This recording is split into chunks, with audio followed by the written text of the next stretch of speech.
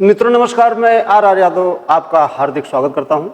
मैं सामान्य हिंदी आरओ के लिए आपके सामने ये सिलेबस लिखा हुआ है। आप जानते हैं कि सामान्य हिंदी में 60 प्रश्न पूछे जाते हैं, जैसा कि यहाँ पर लिखा है 60 प्रश्न पूछे जाएंगे और 60 प्रश्न में आपको 1 नंबर मिलेगा, यानी कि एक नंबर का प्रश्न होगा, 60 नंबर मिलेगा।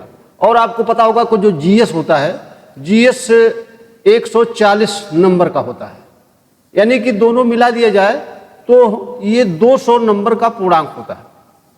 यानी कि आरओ में आपको 200 नंबर का पेपर मिलता है, जो 2 पेपर में होता है डिवाइड।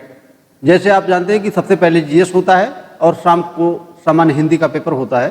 तो आपको इसमें 2 स्ट्रीम है। आपको पता होगा कि एक होता है आरओ और एक होता है एआरओ।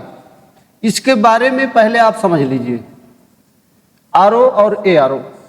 देखिए, जो आरओ है उसको आप बोलते हैं रिव्यू ऑफिसर, जिसकी हिंदी होती है समीक्षा अधिकारी, और असिस्टेंट रिव्यू ऑफिसर, जिसकी हिंदी होती है सहायक समीक्षा अधिकारी।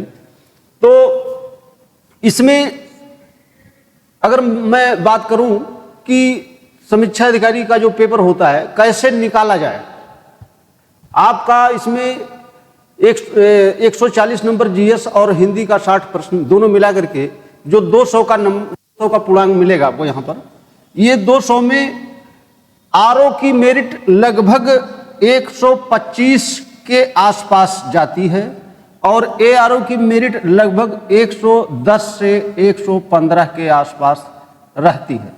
ये मेरिट होती है लगभग क्वालिफाई कर सकते हैं बहुत आसानी से। इसलिए इसके लिए क्या करना होगा, इसके लिए 2-3 बातें हैं। जैसे जो ये सामान्य हिंदी का मैंने टॉपिक लिखा है, इस सामान्य हिंदी में आपको लगभग 55 नंबर मैं दिला सकता हूं। अगर आपने मेरी बात को माना, जानने की बात अलग है कि आप मेरी बात जो भी मैं बोल रहा हूं आप सुन लिए, लेकिन उसको कितना व्यवहार में लाते हैं, अगर आपने ऐसा किया तो आपको 55 से 57 नंबर तक मिल सकता है। कैसे मिलेगा आपको मैं बता दूं कि अगर आप ये जो मैंने सिलेबस लिखा है, इस सिलेबस को जिसमें विशेष और विशेषण लिखा है, वर्तनी एवं वाक्य शुद्ध लिखा है, विलोम, तत्सम और तद्भव, अनेक शब्दों के लिए एक शब्द, और पर्यायवाची। मेंस में पर्यायवाची का टॉपिक नहीं रहता है, तो जो मेंस का सिलेबस होता है वो थोड़ा सा अंतर पर होता है। क्या अंतर होता है मैं आपको बता दूं कि जो मेंस का सिलेबस होता है वह 3 पेपरों में विभक्त होता है। 3 पेपर क्या क्या होता है आप थोड़ा सा जान लीजिए। एक होता है जीएस का पेपर। जैसे आप यहां पर पीटी में जीएस 140 क्वेश्चन का दिए थे, ऐसे ही मेंस में उसी तरह से 120 नंबर का प्रश्न होगा और 120 उसमें मार्क्स भी मिलेंगे आपको। एक पेपर ये हो गया। दूसरा पेपर होता है सामान्य हिंदी का। सामान्य हिंदी का मतलब है ये पेपर 100 नंबर का होता है। 100 नंबर में इसमें विभिन्न कंटेंट हैं, बहुत प्रकार के कंटेंट हैं।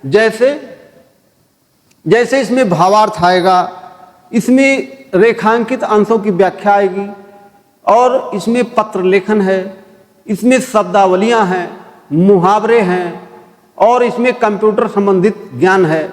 यानी कि इसमें कई कंटेंट हैं जो लिखने वाले हैं। तो ये 100 नंबर की हिंदी आएगी। इसके बाद में तीसरा पेपर जो आता है, इसी के साथ में ये पेपर 2 घंटे का होता है, और ये दोनों पेपर मिला करके एक पेपर का नाम मैं और लिख रहा हूं। जो हिंदी आप यहां पर देख रहे हैं, इसी प्रकार की हिंदी आएगी, जिसको आप यहां पर 60 नंबर की हिंदी पूछी गई थी, लेकिन मेंस में 30 क्वेश्चन पूछा जाएगा और 30 क्वेश्चन आधे घंटे का होगा, आधा घंटा। और ये कुल मिलाकर के दोनों पेपर एक साथ में होता है, 3 घंटे का ये पेपर होता है। पहले आप इस एग्जाम के बारे में समझने का प्रयास करिए, इसमें कितना पढ़ना है कितना नहीं पढ़ना है ये मैं आपको बताता रहूँगा, और कैसे निकलेगा ये भी आपको मैं बता दूंगा, लेकिन आपको हमारी बातों पर विश्वास करना पड़ेगा। जैसे हमने आपको बताया कि एक जीएस का पेपर होगा मेंस में, दूसरा पेपर सामान्य हिंदी का होगा जो 100 नंबर का होगा, और इसमें एक हिंदी का पेपर और होगा जो ऑब्जेक्टिव होगा। जैसे ये ऑब्जेक्टिव मैंने यहाँ पर लिखा है, ये पेपर ऑब्जेक्टिव होगा, ऐसे ही ये भी पेपर ऑब्जेक्टिव होगा, लेकिन जो सामान्य हिंदी मैंने इसको लिखा है ये थियोरेटिकल होगा। लेकिन इसी के साथ में ये पेपर दिया जाता है, जब 2.5 घंटा बीत जाएगा तब ये कॉपी ले ली जाएगी 2.5 घंटे के बाद में, और आधे घंटे का जो समय बचेगा तो उसमें आपको एक अलग OMR शीट दी जाएगी, और उसमें उसके लिए एक क्वेश्चन पेपर दिया जाएगा। उसी पेपर में 30 क्वेश्चन लिखा होगा हिंदी का जो ऑब्जेक्टिव होगा, जो इससे संबंधित होगा, केवल पर्यायवाची नहीं रहेगा। आप सिलेबस समझ गए होंगे कि हम क्या कहना चाहते हैं। तो एक पेपर ये हो गया, दूसरा पेपर ये हो गया, और तीसरा पेपर हो गया निबंध का। ये पेपर, तीनों पेपर एक दिन में नहीं होते हैं, इसके लिए 2 दिन चाहिए होता है। तो हो सकता है कि मान लीजिए कल पेपर है तो परसों गैप करके नरसों हो सकता है, या कल परसों दोनों दिन पेपर हो सकता है। ये लोक सेवा आयोग के शेड्यूल पर आधारित होता है कि वो जैसे शेड्यूल लगाए। निबंध 3 लिखना होता है, 3 निबंध लिखना है, 40-40 नंबर का होगा, और समय मिलेगा 3 घंटे, यानी कुल मिलाकर के इसमें 600 शब्द लिखना है। एक यस्से 600 शब्द का होगा, ये भी 600 का होगा, ये भी 600 का होगा, यानी कि कुल मिलाकर के एक यस्से पर आपको 1 घंटे समय देना है। 1-1 घंटे जब समय देंगे तो 3 घंटे में 3 एस्से आप लिख ले जाएंगे। 600 शब्द का एस्से होगा एक एस्से, और उसके एरियाज निर्धारित होते हैं, किस क्षेत्र से एस्से पूछा जाएगा वो आपको बताएंगे हम। लेकिन पहला टारगेट आपका पीटी क्वालिफाई करना होता है। आप ध्यान रखिएगा कि अगर आप कितने भी काबिल हों लेकिन पीटी क्वालिफाई नहीं हुए तो आप के सारे हथियार धरे के धरे रह जाएंगे। इसीलिए आप पहले पीटी पर टारगेट बनाइए, और जो मान लीजिए कि एग्जाम ये अक्टूबर या नवंबर में जब भी कराता है, उसके लिए आप अभी से जीएस शुरू कर दीजिए पढ़ना। बाकी हिंदी में आप केवल मेरा वीडियो देख रहे हैं जो, इसी को देखिए और इसका नोट बना लीजिए। इसके बाद में यहाँ से नोट आपको मुहैया भी करा दिया जाएगा, आप उसको आराम से परचेज कर सकते हैं। लेकिन जैसे जैसे मैं बताऊंगा ऐसे ही आपको पढ़ना पड़ेगा, तभी सेलेक्ट हो पाएंगे, अन्यथा आप उस भीड़ में शामिल हो जाएंगे जो फेल होने वालों की भीड़ है। जैसे मान लीजिए कि 500 सीट आ रही है, तो आपको पता होगा कि 500 सीट के लिए कम से कम 5 लाख फार्म पड़ेगा। अब आप अंदाजा लगा लीजिए, 5 लाख फार्म पड़ना है।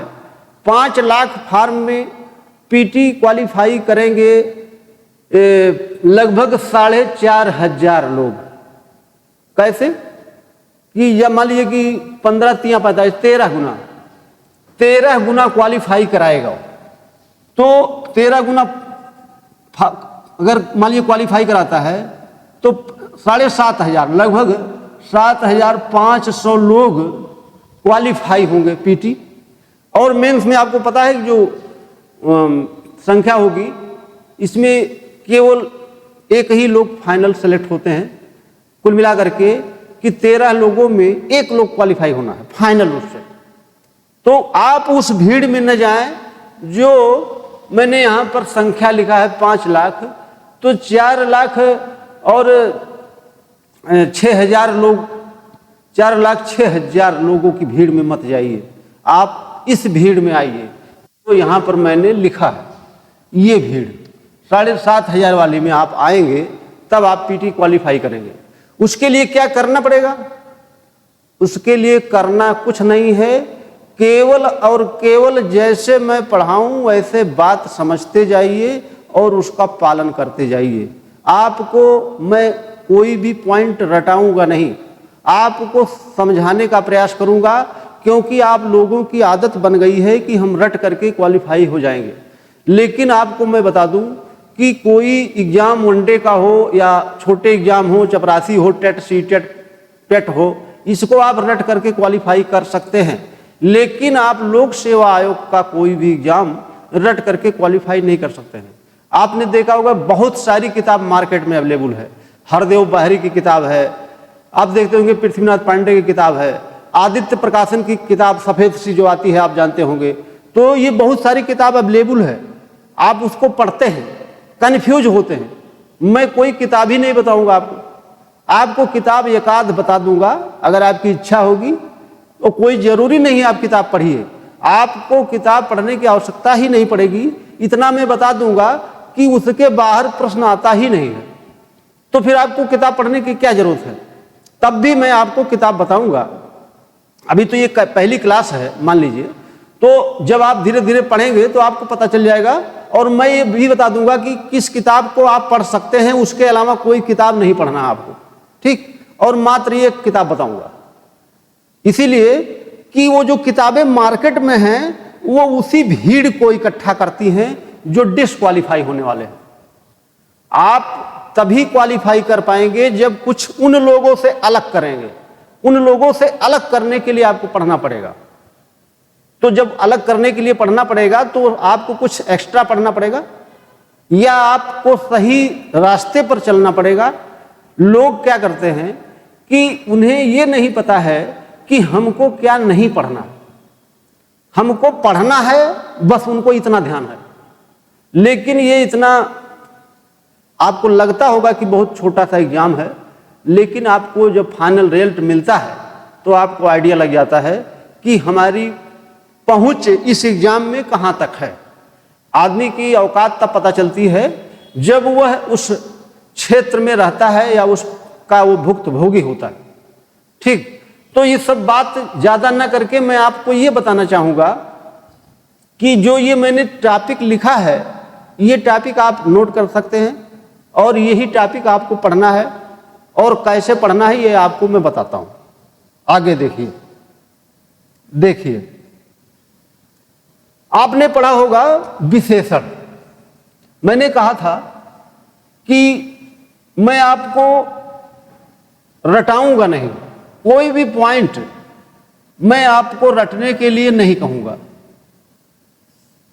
आपको बहुत हो सकता है कि ऐसा लगता हो कि मैं ऐसा क्यों बोल रहा हूं, तो मैं यहां तक बता दूं आपको कि मैं विलोम और तत्सम तद्भव भी नहीं रटाऊंगा।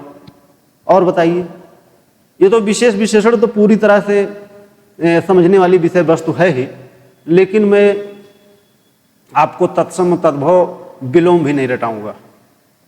यहां तक कि पर्यायवाची में भी मैं ट्रिक बताऊंगा आपको। तो आपको रटने वाला जो प्रोसेस रखते हैं आप कि हम इतना रट लेंगे, तो ये आप छोड़ दीजिए और एक बार समझने का प्रयास करिए चीजों को। तो सबसे पहले हम पढ़ेंगे विशेष्य और विशेषण। ये पूरे व्याकरण शास्त्र का सबसे कठिन टॉपिक है, आपको मैं बता दे रहा हूं। पूरे व्याकरण शास्त्र में इससे कठिन कोई टॉपिक नहीं है। अभी तक कोई किताब ही नहीं बनी है, किसी ने लिखा नहीं है, ना तो किसी ने समझाया है कि विशेष और विशेषण में कैसे अंतर करेंगे, या शब्द देखते ही आपको पता चल जाए कि ये विशेषण है कि विशेष है। लेकिन आप थोड़ा सा धैर्य रखिए, मैं आपको बता दूंगा और विदिन 5 सेकंड में आप बता सकते हैं कि ये शब्द विशेषण है कि विशेष है। लेकिन उसके लिए क्या करना पड़ेगा, थोड़ा सा धैर्य रखिए और समझने का प्रयास करिए। देखिए, विशेषण आपने पढ़ा होगा, बहुत पहले से पढ़ते आए हैं। क्या पढ़ते आए हैं? संज्ञा या सर्वनाम की विशेषता बताने वाला शब्द विशेषण कहलाता है। यह इसकी शुद्ध परिभाषा है, आपने पढ़ा भी है, मैंने आपको वही पढ़ा हुआ आपका बता दिया, ठीक। लेकिन समझना क्या है, संज्ञा या सर्वनाम की विशेषता बताने वाला शब्द। तो क्या आप संज्ञा और सर्वनाम समझते हैं? अगर समझ जाएंगे तो विशेषण समझ पाएंगे, अगर नहीं समझते हैं तो समझ लीजिए। संज्ञा मुख्य रूप से 5 प्रकार की होती है। इसकी परिभाषा वगैरह आप जानते हैं कि किसी व्यक्ति या वस्तु या स्थान या द्रव्य या पदार्थ या भाव के नाम को संज्ञा कहते हैं। ये आप जानते हैं। संज्ञा वास्तव में मुख्य रूप से 5 प्रकार की होती है और ये 5 प्रकार मैंने लिख दिया है। व्यक्तिवाचक संज्ञा, जातिवाचक संज्ञा, भाववाचक संज्ञा, समूहवाचक संज्ञा, प्रद्रव्यवाचक संज्ञा। ये इतनी प्रकार की संज्ञा होती है, इसके अलावा कोई संज्ञा नहीं होती है। ठीक, आप इसको समझ लीजिए। जानते तो हैं आप, लेकिन अभी जब मैं प्रश्न करूंगा तो आप नहीं बता पाएंगे, इसीलिए समझना चाहिए। आप जानते हैं तो बहुत अच्छी बात है, लेकिन नहीं जानते हैं तो आप ये मत कहिए कि मैं जानता हूं। क्यों? क्योंकि आपको जानकारी तभी होगी जब आप नहीं जानेंगे। अगर आप जानते हैं तब जानकारी नहीं होगी। ये बहुत बड़ा कॉन्सेप्ट है, समझने का ये बहुत बड़ा कॉन्सेप्ट होता है कि यदि आप नहीं जानते हैं तभी आप जान पाएंगे। अगर आप जानते हैं तो नहीं जान पाएंगे। जैसे एक गिलास में पानी भरा हो तो उसमें आप पानी नहीं डाल सकते हैं, वो गिर जाएगा। अगर गिलास खाली है तो उसमें पानी डालेंगे तो पानी उसमें रुक जाएगा। ऐसे ही दिमाग है, आपने एक्सेप्ट कर लिया कि हमको नहीं आता है, तब आप जान जाएंगे, तब आपको समझ में आ जाएगा, तो आप सीख जाएंगे। लेकिन जैसे ही आपने कहा कि हम जानते हैं, तो जानता तो कोई नहीं दुनिया में। मैं आपको बता दूं, मैं भी 1-8% जानता हूं जो आपको बता रहा हूं। मैं भी कुछ नहीं जानता, हमको कुछ नहीं आता जाता है, आप जान लीजिए। बस इतना जानता हूं कि आपका काम चल जाएगा, इतना मैं जानता हूं। ठीक, आपका कल्याण हो सकता है, इससे ज्यादा मैं कुछ नहीं जानता। तो संज्ञा मुख्य रूप से 5 प्रकार की होती है। व्यक्तिवाचक संज्ञा में आ जाइए आप। जैसे किसी का नाम हो, जैसे हमने लिख दिया रमेश, सुरेश, मोहन, कुछ भी नाम लिख दिया, यानी कि किसी व्यक्ति का नाम लिख दिया, या किसी में स्त्रीलिंग शब्द का कोई नाम लिख दिया। जैसे मैंने लिख दिया सरिता, सुनीता, ये नाम है। किसी प्राणी के नाम को हम व्यक्तिवाचक संज्ञा कहते हैं। जैसे मान लीजिए कि आपका नाम राजू है, तो राजू नाम बहुत कॉमन है, और भी लोगों का राजू नाम हो सकता है, लेकिन आपके जीन्स का, आपके ब्लड का, आपके बनावट का, आपके स्ट्रक्चर का वो व्यक्ति दूसरा वाला नहीं होगा, इसलिए आप व्यक्तिवाचक संज्ञा है।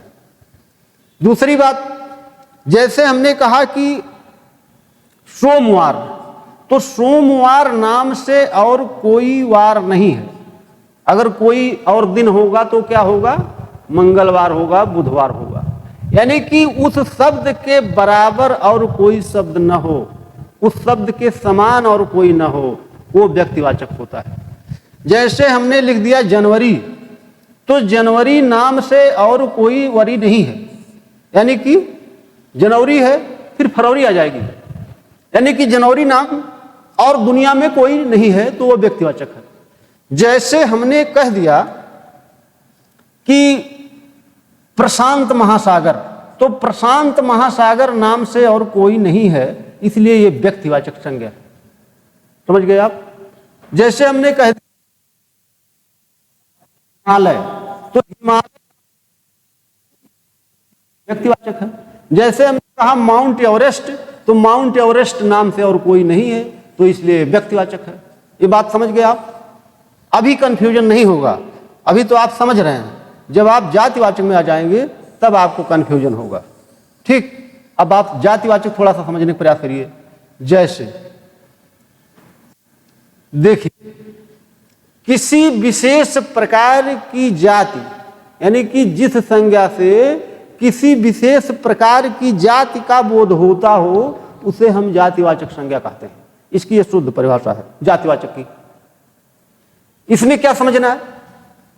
जैसे मनुष्य की एक जाति है, आपने पढ़ा होगा, पशु की एक जाति है,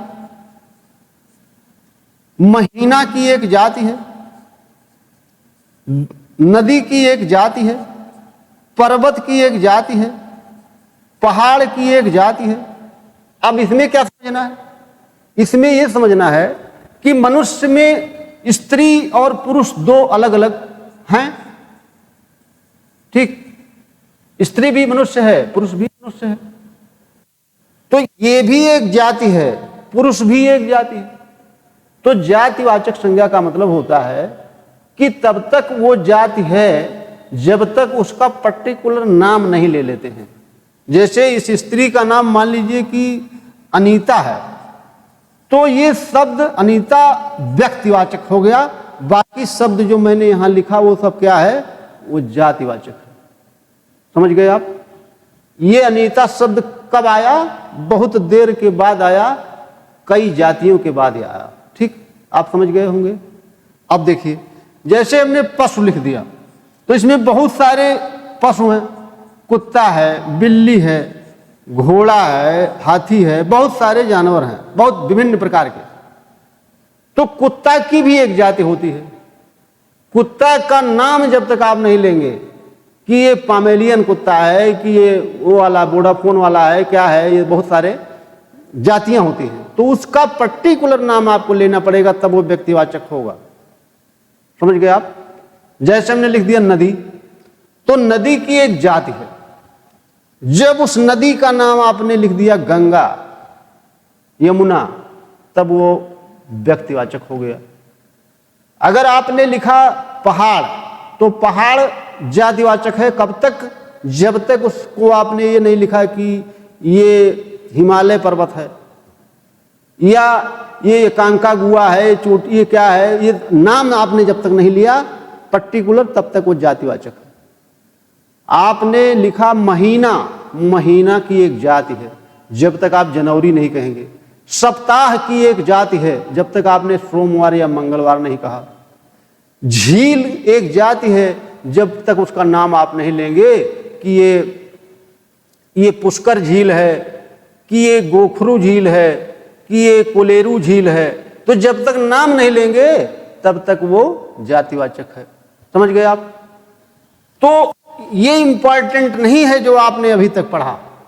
इंपॉर्टेंट ये है कि जैसे मैंने आपसे ये कह दिया कि आप ये बताइए कि प्रधानमंत्री किस प्रकार की संज्ञा है।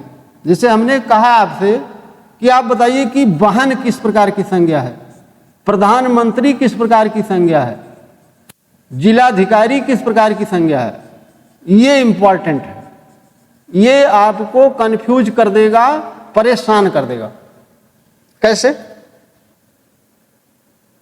इसके लिए नियम समझना पड़ेगा। क्या नियम समझना पड़ेगा? नोट करके लिख लीजिएगा। ब्लड रिलेशन, रक्त संबंधी, रक्त संबंधी, पद, व्यवसाय, 3 पॉइंट मैंने बताया आपको। रक्त संबंधी, पद और व्यवसाय, ये जातिवाचक संज्ञा होते हैं। क्या मैंने बताया? जातिवाचक संज्ञा। जैसे प्रधानमंत्री का एक पद है, जब आप नरेंद्र मोदी कहेंगे तब वो व्यक्तिवाचक संज्ञा होगी। समझ गए आप? जैसे हमने कहा राष्ट्रपति, तो ये जातिवाचक संज्ञा है। जब मैंने द्रौपदी मुर्मू बोला तब वो व्यक्तिवाचक संज्ञा है। जब मैंने कहा जिलाधिकारी, तो वो एक पद है, तो वो जातिवाचक है। जब मैंने लिख दिया राकेश मित्तल, जिलाधिकारी का नाम जैसे मैंने बोला, तब वो व्यक्तिवाचक हो गया। जैसे मैंने कहा कि मेडिकल स्टोर, मेडिकल स्टोर जातिवाचक संज्ञा है।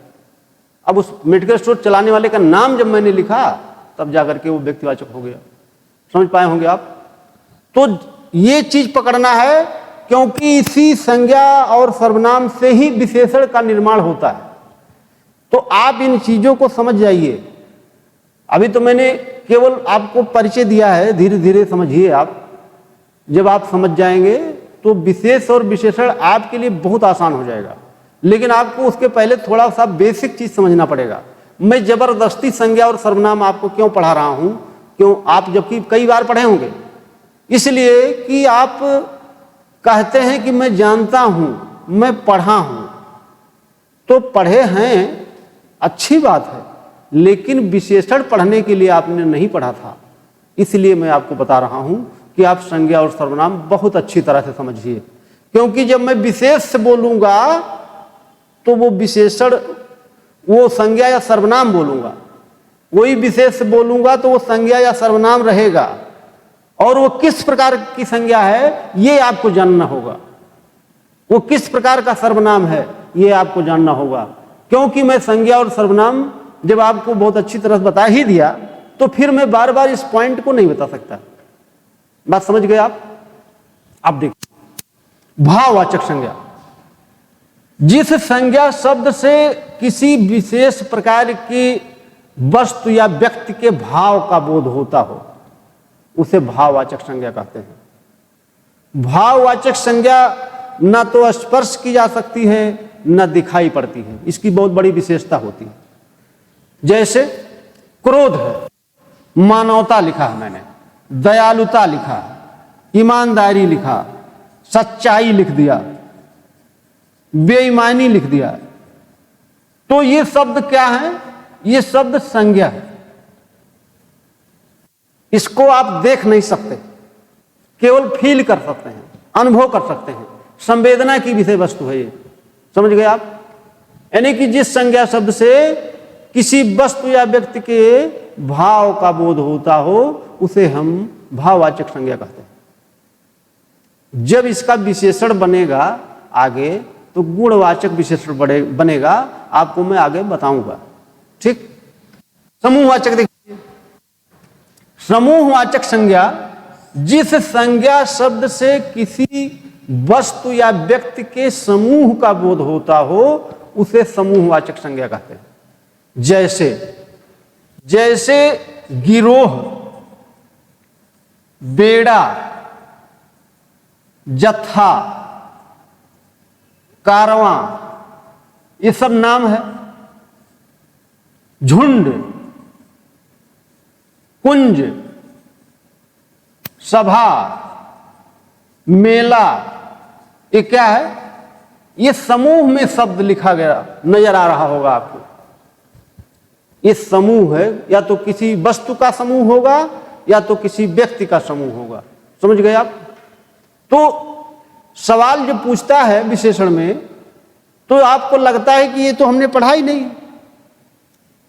तो पढ़ाई आपकी तब सार्थक मान ली जाती है जब आप जो न पढ़े हो उसका भी उत्तर आपको आता हो। कैसे आएगा? वो समझदारी से आएगा। जब आप चीजों को समझ जाएंगे तब अनसुना या बिना पढ़ा हुआ शब्द भी आपको आ जाएगा। आप चूंकि आपने एक सिस्टम से पढ़ रखा है, आपने नियम पढ़ रखा है, तो शब्द देखते ही जब आपको पता चल जाएगा कि वास्तव में विशेष है कि विशेषण है, तब पढ़ाई का में मजा आएगा आपको, तब पढ़ाई का वैल्यू समझ में आएगा कि क्या पढ़ा गया है। ठीक। तो इसीलिए तो मैंने बताया कि आप रटेंगे तो मैं आपको किताब दे दूं हरदेव बाहरी की और आप उसको विलोम पढ़िए, तो पूरी किताब विलोम से पट गई है। पूरी किताब विलोम लिख दी गई है, भर दिया गया है किताब को, और आप विलोम पढ़ते रहिए, वो खत्म नहीं होगी किताब। और आपको से सवाल कितना पूछा जाएगा? 10 प्रश्न। 10 प्रश्न में आप तब भी बहुत मेहनत कर लेंगे, तब 10 प्रश्न में 7 प्रश्न या 8 प्रश्न सही कर लेंगे, 2 प्रश्न तब भी गलत कर देंगे। और आपको मैं जो बताऊंगा तो आपके न प्रश्न विलोम से गलत होंगे, न तद्भव तत्सम से गलत होंगे, न तो आपके अनेक शब्दों से गलत होंगे। आपके गलत होने के 1-2 प्रश्न हैं, जैसे विशेष और विशेषण है, या हो सकता है कि ऐसा शब्द आ जाए पर्यायवाची का जो आपने कभी सुना ही ना हो, तब क्या करेंगे? तो 1-2 प्रश्न गलत होने दीजिए, क्या फर्क पड़ता है। मैंने इसीलिए तो 55, 56, 57 बताया है नंबर आपको, कि जिससे आप 2-3 प्रश्न गलत भी कर दीजिए, 1-2 प्रश्न ह्यूमन एरर में गलत कर दीजिए, तब भी कोई दिक्कत नहीं। वो गलती होती है, इंसान गलती करने के लिए ही पैदा हुआ है। तो ऐसा कुछ नहीं है कि वो गलती नहीं करेगा, वो गलती करेगा, लेकिन जो सुधार लेता है थोड़ा सा तो वो बहुत आगे निकल जाता है।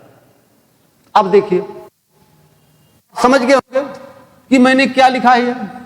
ये शब्द अलग अलग जगह प्रयोग किया जाता है, ये भी, इसकी भी महत्ता है। मैं आपको आगे वर्तनी में बताऊंगा, जब वाक्य शुद्धि के लिए आएगा सवाल, तो ये शब्द कहां प्रयोग किया जाता है ये मैं आपको बताऊंगा वहां पर। अगला देखिए, द्रव्यवाचक संज्ञा। जिस संज्ञा शब्द से किसी वस्तु पदार्थ के माप तौल का बोध होता हो। माप तौल, उसे हम द्रव्यवाचक संज्ञा कहते हैं। माप तौल कैसा होता है? माप तौल होता है जैसे या तो किलोग्राम से होगा या तो लीटर से होगा। आप जानते हैं कि किलोग्राम में होता है, किलोग्राम से ठोस चीज नापी जाती है और लीटर से लिक्विड फॉर्म में जो विषय वस्तु है उसको हम मापते हैं। तो जैसे दूध है, सोना है, चांदी है, तेल है, दही है, घी है, मट्ठा है, बहुत सारे चीज हैं जो आप लीटर और मीटर से मापते हैं। ठीक, तो इसमें इंपॉर्टेंट क्या है? इसमें नोट करके लिख लीजिए कि द्रव्यवाचक संज्ञा पुल्लिंग में प्रयोग की जाती है। पुल्लिंग में, ध्यान रखना, पुल्लिंग में प्रयोग करते हैं द्रव्यवाचक संज्ञा को। केवल चांदी, चाय और चीनी, तीन चीज ऐसी चीज है जो अपवाद है, ये स्त्रीलिंग है। तो नोट करके क्या लिखेंगे कि द्रव्यवाचक संज्ञा पुल्लिंग में प्रयोग की जाती है केवल चाय, चीनी, चांदी को छोड़कर, यानी कि ये स्त्रीलिंग है। क्या समझे आप? मान लीजिए कि एक वाक्य मैंने लिख दिया। क्या वाक्य लिख दिया? मान लीजिए कि हमने लिख दिया कि निम्नलिखित वाक्यों में शुद्ध वाक्य छांटिए, शुद्ध वाक्य का चयन कीजिए, और यहां पर विकल्प बना दिया कि दही खट्टी है। ठीक, फिर विकल्प बना दिया कि बच्चों का जत्था जा रहा था। हमने वाक्य बना दिया। फिर बना दिया कि जहाजों का कारवां जा रहा था। फिर मैंने वाक्य बना दिया, अगला विकल्प बना दिया कि साधुओं की मंडली जा रही थी। अब देखिए, जो मैंने संज्ञा से बात किया, आपको संज्ञा का पॉइंट था, लेकिन मैंने क्वेश्चन पूछ लिया वर्तनी एवं वाक्य शुद्ध से। तो आपको लगेगा ये तो वर्तनी और वाक्य शुद्ध में मैंने तो कभी पढ़ा नहीं, तो ये कहां से आ गया सवाल? तो विशेष से और विशेषण संज्ञा और सर्वनाम पर बेस्ड होता है। ये पूरा टॉपिक ही संज्ञा और सर्वनाम का होता है। लेकिन आप क्या करते हैं, सीधा किताब उठाए और इसका विशेषण ये तो इसका विशेषण ये रटना प्रारंभ कर दिए। इससे नहीं काम चल सकता है। आप उसको समझने का प्रयास करिए। अब आपसे पूछा गया तो ये क्यों गलत है? क्योंकि हमने कहा कि दही द्रव्यवाचक संज्ञा है और ये पुल्लिंग में प्रयोग करते हैं, तो पुल्लिंग की क्रिया किसमें लगेगी? खट्टा है, ये खट्टी नहीं है, ये दही खट्टा है। समझ गए आप? तब सही होता। और जत्था का मतलब आप समझ पाते तो ये बच्चों के लिए प्रयोग नहीं किया जाता है, बच्चों के लिए ट्रॉली का प्रयोग किया जाता है। जहाजों का कारवां नहीं जाता है, जहाजों का बेड़ा जाता है।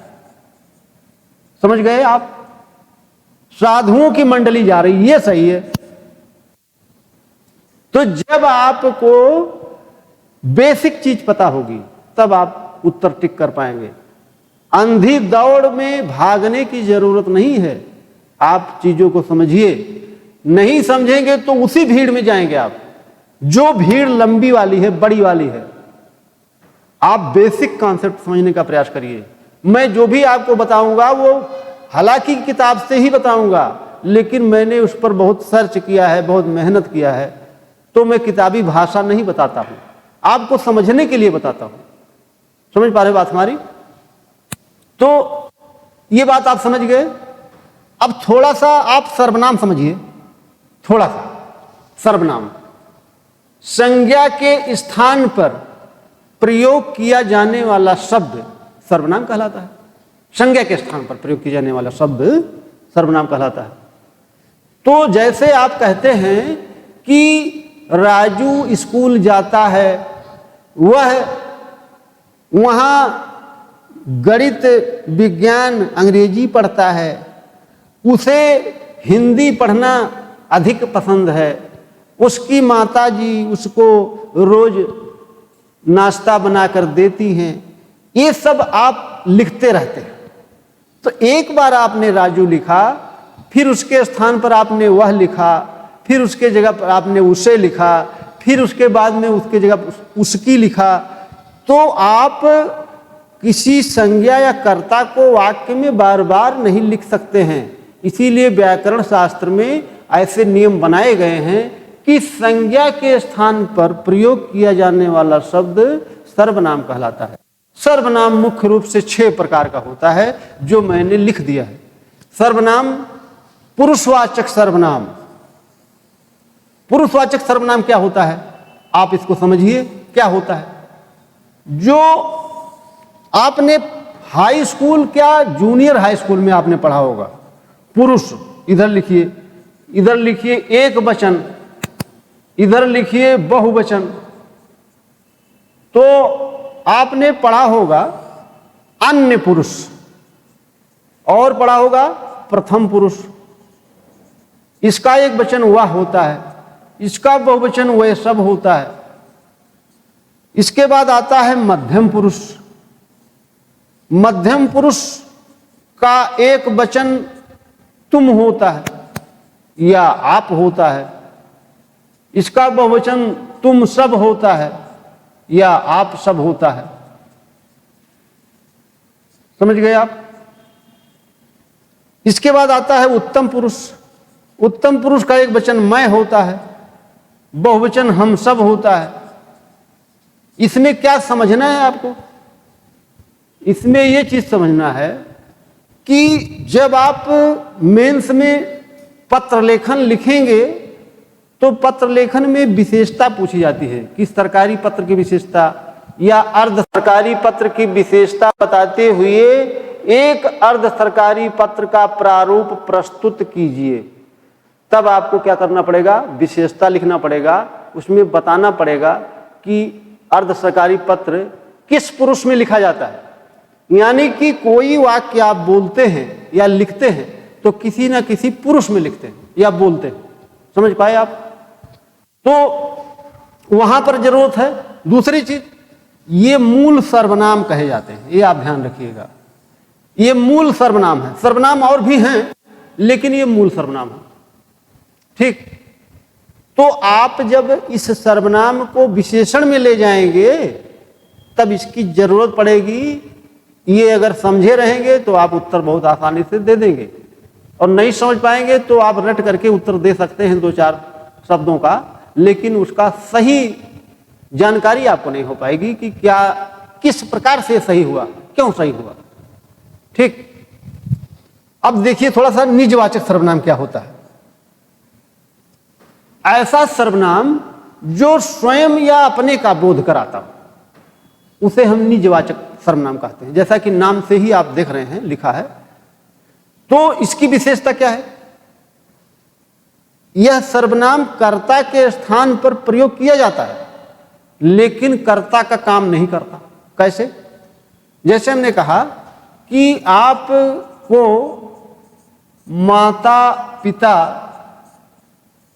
माता पिता की सेवा करनी चाहिए। सेवा करनी चाहिए। अब आप समझिए, करनी चाहिए दूसरी बात हो गई, आप करते हैं। अब ये कर्ता के स्थान पर क्या लिखा गया है, आपको, लेकिन ये काम नहीं कर रहा। काम कब करेगा? आप माता पिता की सेवा कर रहे हैं तब ये एक्टिव करता हुआ, अब ये इनएक्टिव करता है। समझ गए। इसीलिए मैंने कहा कि यह कर्ता के स्थान पर प्रयोग किया जाता है लेकिन कर्ता का काम नहीं करता। जैसे हमने कहा कि आप भला जग भला, तो आप कौन सा काम कर रहे हैं? कोई काम तो नहीं कर रहे। आप तो अपनी भलाई कर रहे हैं, आपका भला हो जाए तो जग का भला हो जाएगा, इसका मतलब ये है।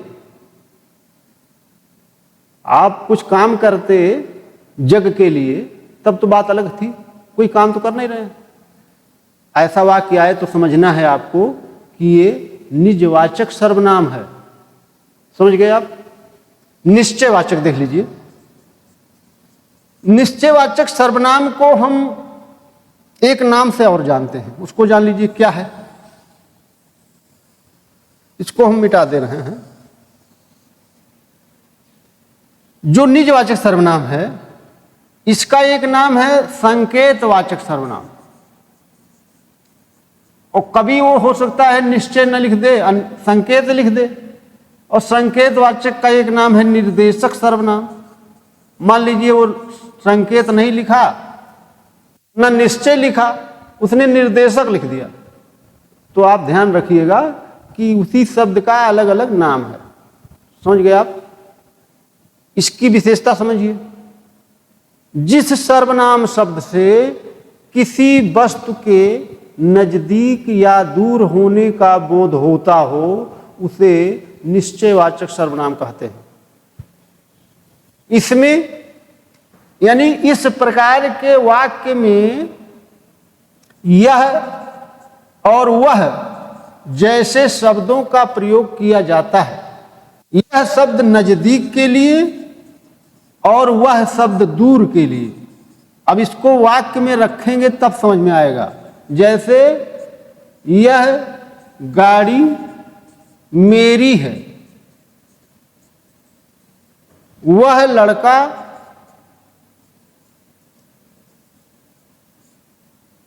आपका है।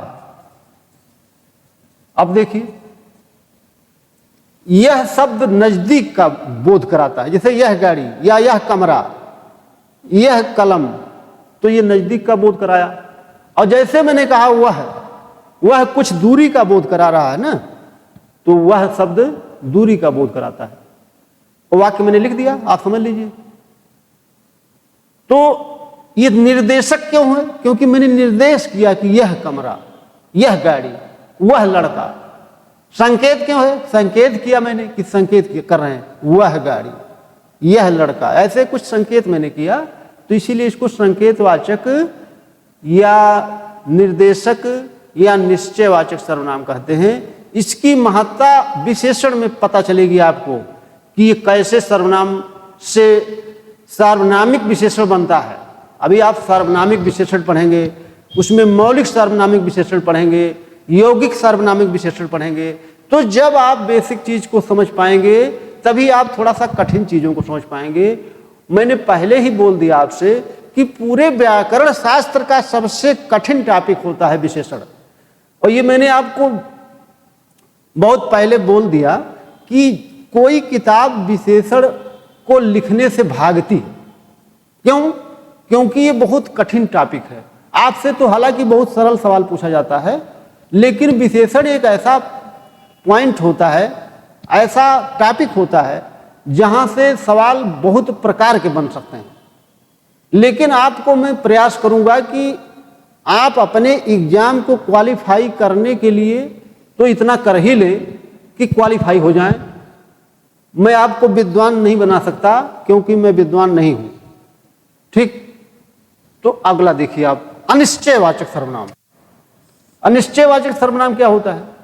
जिस सर्वनाम शब्द से किसी निश्चित विषय वस्तु का बोध न हो, किसी निश्चित विषय वस्तु का बोध न हो, उसे हम अनिश्चयवाचक सर्वनाम कहते हैं। इस प्रकार के वाक्य में कोई कुछ जैसे शब्दों का प्रयोग किया जाता है। आपके सरलता के लिए मैंने दो शब्द लिख दिया जिससे आप समझ जाएंगे, आपको परेशानी नहीं होगी। कोई कुछ जैसे शब्द प्रयोग किया जाएगा। जैसे उदाहरण लिख लीजिए, कुछ बच्चे पढ़ रहे हैं। अब आपको ये नहीं पता है कि कौन बच्चा है, लेकिन इतना जरूर पता है कि कुछ बच्चे पढ़ रहे हैं। तो ये क्या है? ये अनिश्चयवाचक सर्वनाम है। कौन शब्द? कुछ शब्द। कोई लड़का आया था। अब देखिए, आपको क्लियर नहीं है लेकिन आप ये बता दिए कि कोई लड़का आया, तो कोई और कुछ शब्द, अच्छा जो मैं उदाहरण बता रहा हूं इसके अलावा ये शब्द जरूर मिलेगा आपको, ये विशेषण वही शब्द मिलेगा और कुछ नहीं मिलेगा। तो आपको बहुत निश्चिंत रहने की जरूरत है, बहुत विश्वास करने की जरूरत है, क्योंकि ऐसा माना जाता है कि विश्वास ही फल होता है। विश्वास बहुत बड़ी विषय वस्तु है। क्यों? क्योंकि विश्वास करके एकलव्य ने द्रोणाचार्य की मूर्ति बना करके अर्जुन से बड़ी महारत हासिल कर लिया। क्या था वहां? विश्वास था। तो वही विश्वास की बात मैं कर रहा हूं। तो अगला देख लीजिए आप, संबंधवाचक सर्वनाम क्या होता है? संबंधवाचक सर्वनाम क्या होता है?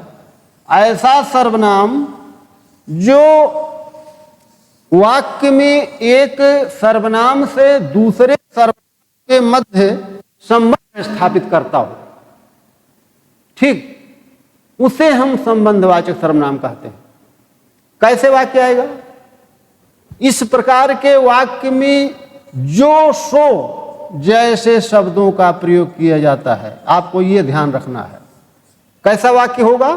जो सो, जैसे जो किताब या जो पुस्तक आप पढ़ रहे हैं सो मेरी है। अब देखिए, मैंने लिख दिया, दो शब्द यहां आ गए, दोनों शब्द आ गए। तो एक वाक्य से दूसरे वाक्य के मध्य जो संबंध स्थापित करता हो, जो सर्वनाम संबंध स्थापित करता हो, उसे हम क्या कहते हैं? संबंधवाचक सर्वनाम कहते हैं। और वो शब्द क्या होगा? जो होगा या सो होगा। दूसरी बात, हो सकता है सो ना लिखा हो, तो सो की जगह क्या लिखा रहेगा? कामा लगा रहेगा। ये भी काम चला देगा आपका। एक सर्वनाम तो है ही, और कामा या इसको संयोजक चिन्ह बोलते हैं हिंदी की भाषा में। तो वो ये बताता है कि कोई न कोई शब्द है वहां पर, कोई न कोई शब्द है। आप कॉमन सेंस के आधार पर समझ लीजिए, तो कोई न कोई शब्द आपको लगाना पड़ेगा। समझ गए आप? प्रश्नवाचक सर्वनाम देख लीजिए। प्रश्नवाचक सर्वनाम, ऐसा सर्वनाम, या ऐसे कह सकते हैं कि जिस सर्वनाम शब्द से प्रश्न करने या होने का बोध होता हो, उसे हम प्रश्नवाचक सर्वनाम कहते हैं। प्रश्न किया जाता है, ध्यान रखिएगा, प्रश्न पूछा नहीं जाता, प्रश्न किया जाता है। आपको वर्तनी जब पढ़ेंगे तो मैं आपको बताऊंगा, ठीक। क्या वाक्य आएगा? लिखेगा कि क्यों पढ़ रहे हैं, क्यों पढ़ रहे हैं, तो क्या हो गया? प्रश्नवाचक हो गया। क्यों पढ़ रहे हैं तो प्रश्नवाचक चिन्ह लग गया। कहां जा रहे हैं, प्रश्नवाचक लग गया। समझ गए आप? तो आपको मैंने संज्ञा और सर्वनाम बहुत शॉर्टकट में बता दिया। क्यों बताया?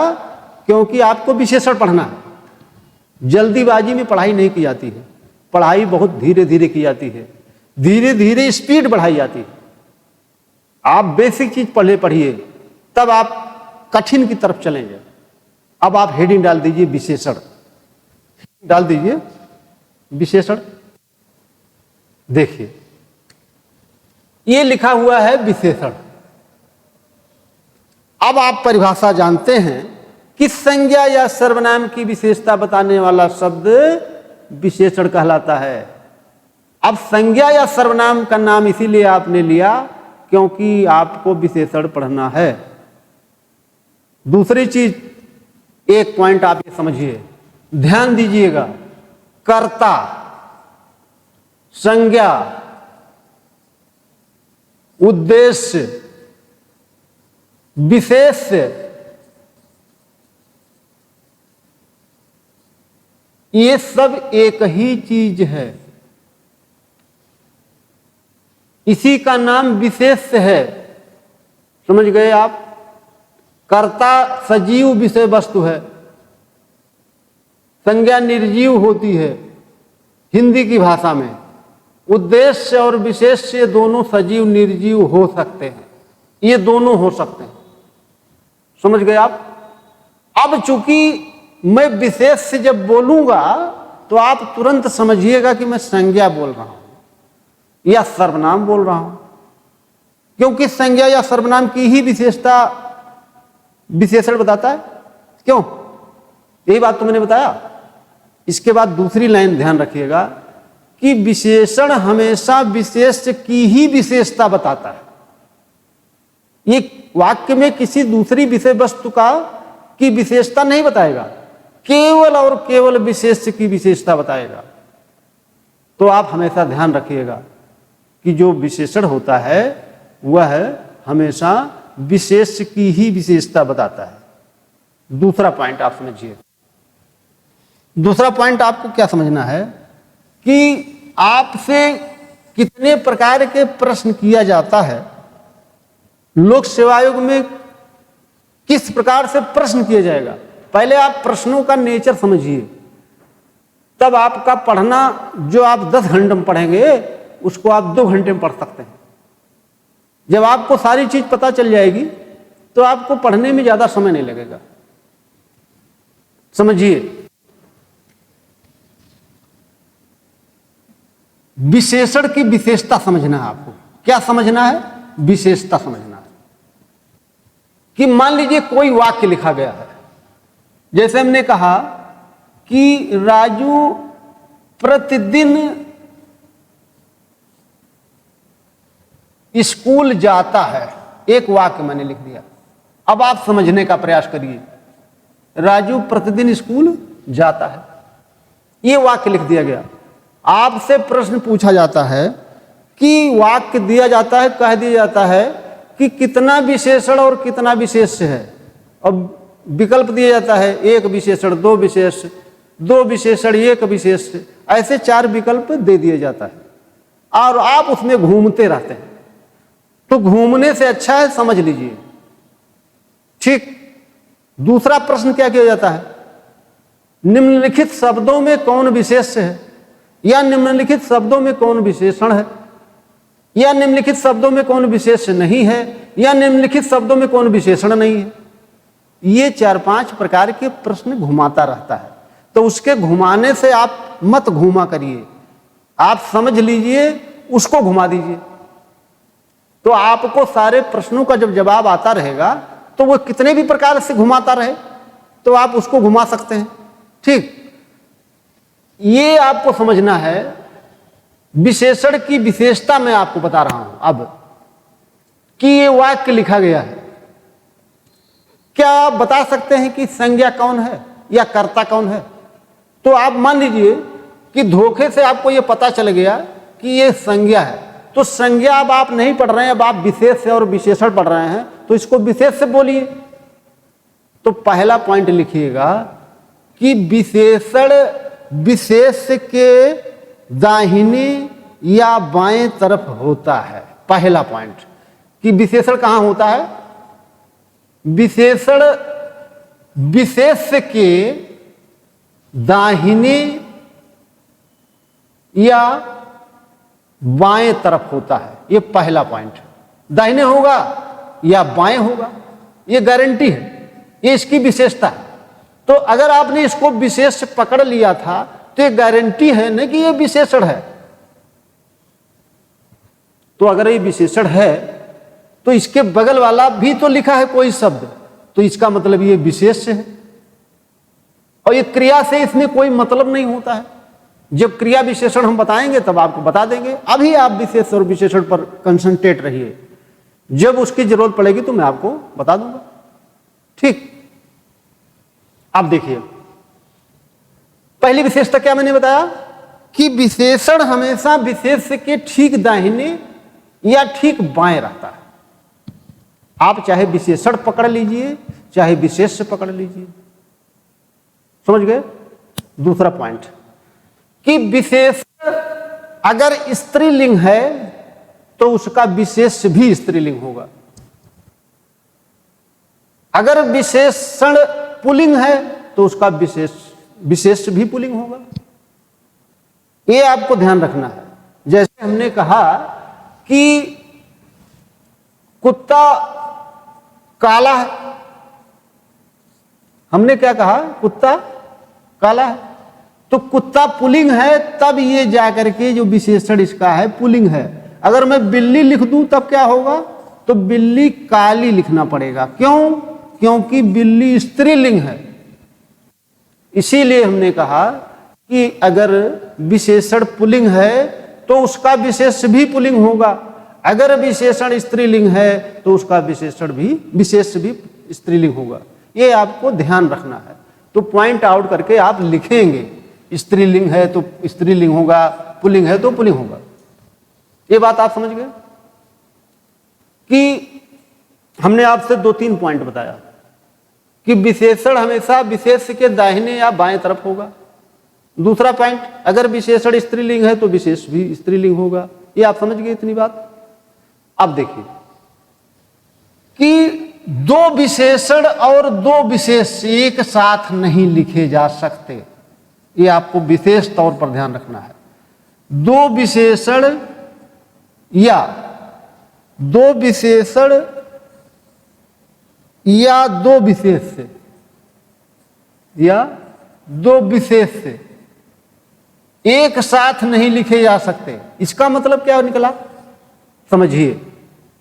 दो विशेषण और दो विशेष एक साथ नहीं लिखे जाएंगे। कैसे?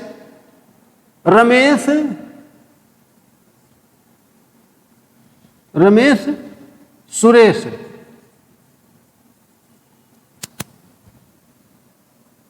प्रतिदिन स्कूल जाते हैं, प्रतिदिन स्कूल जाते हैं, मैंने लिख दिया। अब देखिए ये दोनों एक साथ क्यों नहीं लिखे जा सकते? लिख सकते हैं, लेकिन उनके बीच में या तो संयोजक चिन्ह होगा या तो संयोजक शब्द होगा। अब यहां पर मैं कामा लगा दूं तब सही हो जाएगा, रमेश सुरेश। अब कामा की जगह पर मैं क्या लिख सकता हूं, और लिख सकता हूं, एवं लिख सकता हूं, तथा लिख सकता हूं। अगर मैं ऐसे लिखता हूं तब सही है, लेकिन ये कहिए कि डायरेक्ट में दो विशेषण लिख दूं या दो विशेष लिख दूं तब आपका वाक्य गलत हो जाएगा। समझ गए आप? ये सब ध्यान देने वाली चीजें हैं। जब आप इन सब पर ध्यान देंगे तब ये आपका क्वेश्चन कभी गलत नहीं होगा। समझ पा रहे हैं ना? अच्छा, दूसरी चीज, ये तो सामान्य बात मैंने आपको बताया। आप ध्यान रखिएगा कि रचना के आधार पर मैंने लिखा है विशेषण मुख्य रूप से दो प्रकार का होता है। एक होता है विधेय विशेषण और एक होता है विशेष्य विशेषण। आप ध्यान रखिएगा, विधेय विशेषण क्या होता है, विशेष्य विशेषण क्या होता है। ऐसा विशेषण जो क्रिया के ठीक पूर्व आए, पूर्व मतलब पहले आए, विधेय विशेषण कहलाता है। और ऐसा विशेषण जो विशेष्य के ठीक पूर्व आए, विशेष्य विशेषण कहलाता है। ये दोनों आप ध्यान रखेंगे तो कभी कभी विधेय विशेषण और विशेष विशेषण से भी प्रश्न करता है। उदाहरण समझिए, आप उदाहरण द्वारा समझने का प्रयास करिए कि मेरा बच्चा चंचल है। अब देखिए क्रिया के ठीक पहले क्या आया है, विशेषण आया है, इसलिए ये विधेय विशेषण है। अभी आपको विशेष और विशेषण पकड़ में नहीं आ रहा होगा, अभी कुछ देर में आएगा। जब आपको मैं नियम बता दूंगा तब आप समझ जाएंगे हाँ ये विशेषण लिखा गया है, फिर आपको ज्यादा सोचना नहीं पड़ेगा। लेकिन अभी आपको बहुत बेसिक चीज समझना है। अभी जितना मैं बताऊं उतना समझिए, आगे दिमाग नहीं चलाना है। अभी आगे आप जितना चलाना होगा चलाइएगा, लेकिन अभी क्या है, अभी बेसिक पॉइंट पर आप रहिए। ऐसा विशेषण जो विशेष के ठीक पहले आए, ऐसा विशेषण जो विशेष के ठीक पहले आए, विशेष विशेषण कहलाता है।